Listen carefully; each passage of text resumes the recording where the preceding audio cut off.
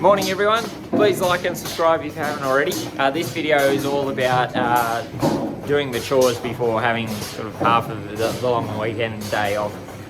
So what we do just to sort of keep everything fed, and also we've got a bit of bushwalking in Australia and some native bullrush propagation. So check it out and I hope you enjoy.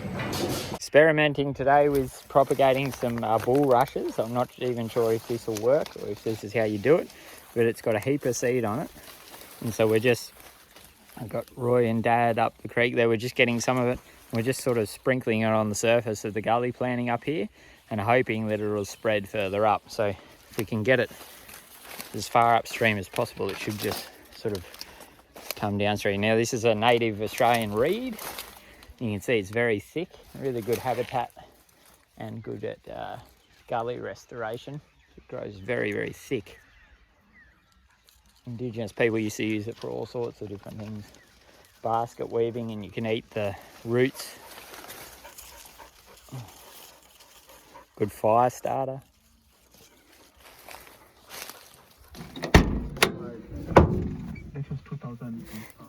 And you get some more bulrush seeds. And we're throwing in the creek here, next to the creek, hoping they'll take.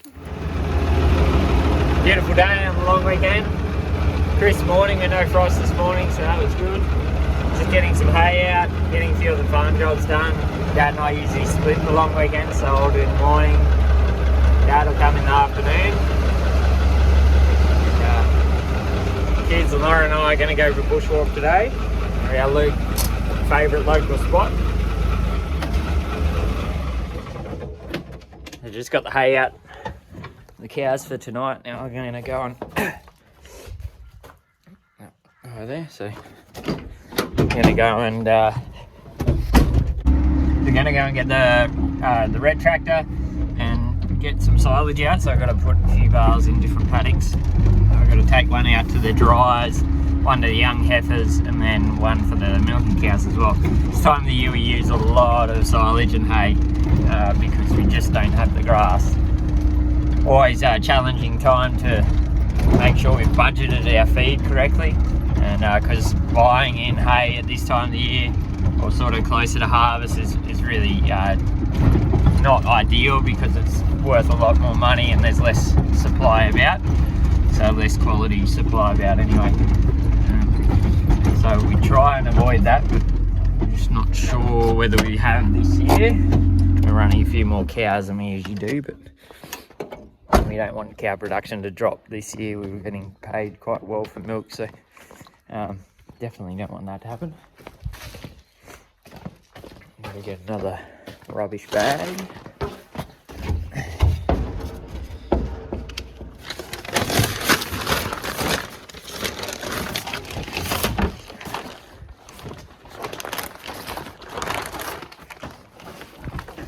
Oh, these doors, killing me.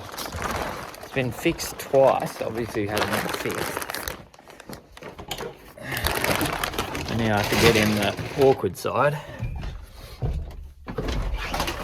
Squeeze past the loader.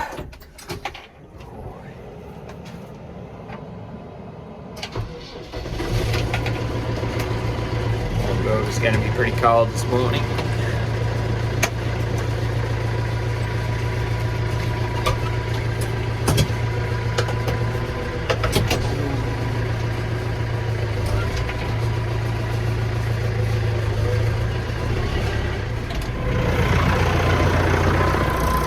Feed the springers on the way past. Go. There you go.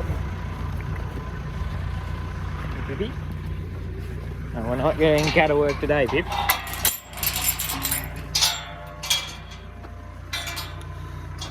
Built this cage around the grain bin. We had an incident a few years ago. We lost some cows because they got in the grain. So scarred us for life, that one. So that's not going to happen again. So we just built this frame, and we've got the bin here. We keep a bolt in the bin now, and keep this locked. and then some string around there to stop them potentially leaking and open. So getting a bit light on there. I'll do a mix up probably tomorrow or the next day for the springers. So this has got barley, mag chloride, some sugar to make it a bit more palatable with the mag chloride in there, and then we've got some other like pre-mixed minerals to suit our country. So some of our country is sort of low in certain minerals and not in others, so it's a custom mix for this area, this region. And we've also got some limestone, so some limes to calcium supplement in there too. It's a pretty basic mix, but it tends to work really well. We had that milk fever case the other day. It's pretty rare.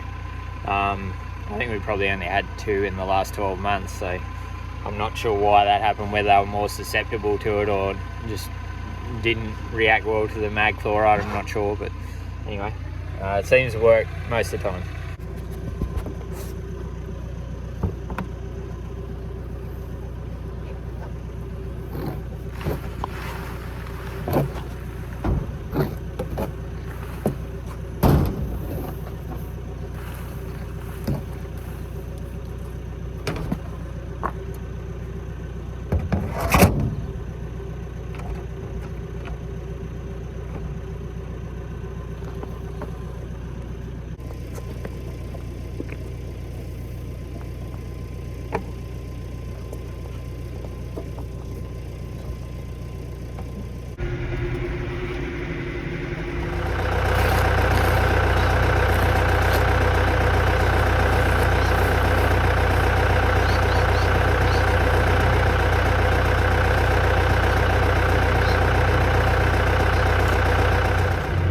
Silage out and hay out. Doesn't look like much, but it feeds the cows. I'm going to take another one of them, actually 2 of them, one out to the dryers and one to the heifers, and then just finished washing the yard out. I had a bit of a late finish this morning, so I'll finish washing that yard out and we'll call it a day. Alright, so heifers fed, little heifers.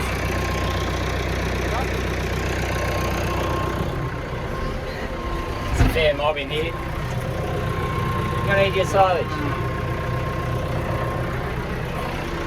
They're just getting pellets every second day. So they're getting 3 kilos each of pellets every second day. So we feed them twice the amount that they, twice the daily amount every second day. So rather than all the big ones get in and scoff out and the little ones get nothing, we feed more than they can really eat, and the little ones get stuck in there too. Seems to work pretty well that way.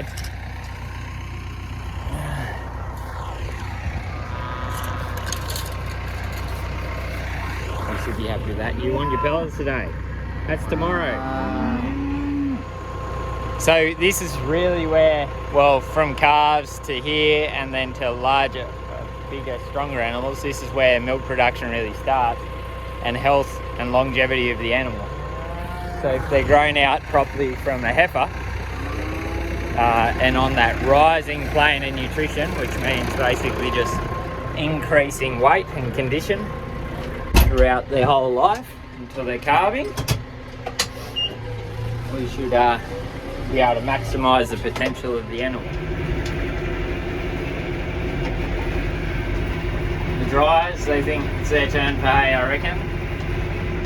Not a huge mob out here. There's other pregnant heifers up the back, so further out in the hills, over that hill. There's a fair bit more feed out there. Just done this over the fence, I think.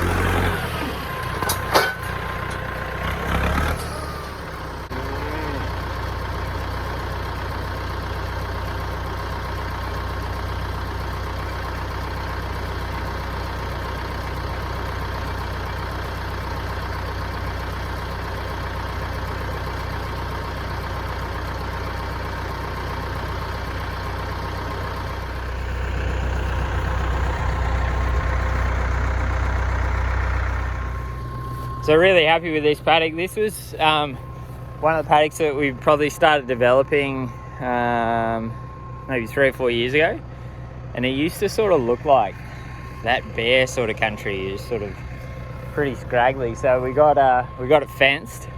We got some fertilizer on here, and we've had lots of effluent on here. So it's really picked up. Plenty of clover and some chicory in here. We're showing a little bit of phosphorus efficiency. The agronomist came and had a look, and we'll get some blend on here next grazing, just to increase the phosphorus levels a bit and potassium. But yeah, really happy with how it's come along. The effluent has really made a difference out here, and yeah, it's actually milking country now.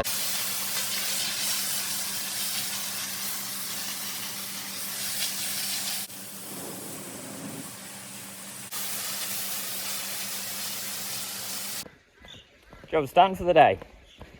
So I just finished washing out the yard. I didn't get a chance to do that after milking this morning. Getting pretty full now. So the solids trap is doing its job. You can see that the liquid comes into here and it sort of goes underneath the solids. You can hear it flowing through the screen there. There's a bit up here that, and gradually over the whole day it'll just gravity and pressure of the manure push it right through. You go down to that first pond, and yeah, I'll probably empty it out next week, I think. Instead of purchasing some phosphorus and potassium fertilizer for the right side of the river flats down there, we're going to put that slurry on, that sludge on, in 2-3 weeks time, and that should give it ample fertilizer. So cheap way to do it. Really cost of the contractor, but there's no real cost in nutrient. Just double check everything before I go.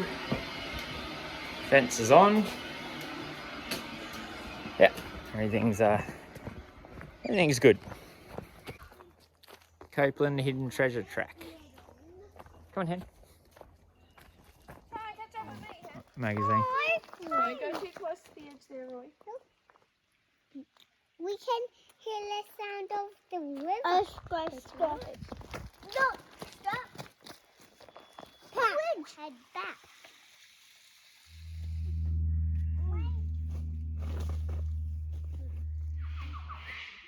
Giant stinging trees. Giant stinging trees.